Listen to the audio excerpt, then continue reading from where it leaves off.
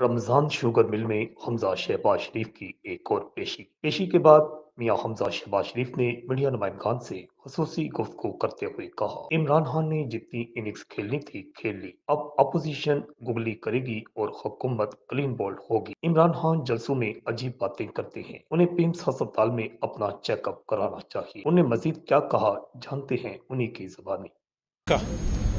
क्योंकि इलेक्टेड मेंबरान हैं, अपने अपने हलकों में कामयाब होके आए हैं, और जब जहाज़ों में बनी गाला यात्रा होती थी और इमरान न्याजी साहब के हजूर पेश होते थे और पीटीआई के अंदर शामिल होते थे, उस वक़्त तो ज़मीर की आवाज़ बड़ी अच्छी लगती थी इमरान न्याजी साहब को। अब अचानक क्या ऐसा हो गया कि वही ज़मीर की आवाज़ जो है इमरान न्याजी साहब की रात की नींदें हराम हो गई हैं। और देखें, इमरान न्याजी साहब, आपको मुतनब्बे करना चाहता हूं, अब आप लोगों के घरों में घुस गए।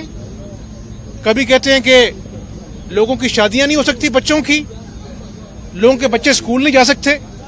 ये कोई बदमाशी है? ये कोई बनाना रिपब्लिक है? और भैया, आईनी हक है हर मेंबर का कि वो जाकर कौमी असेंबली में वोट करे। आपको तकलीफ किस बात की है? आपके पल्ले करतूत क्या है? 4 सालों में आपने भूख बेरोजगारी के अलावा इस मुल्क को क्या दिया है?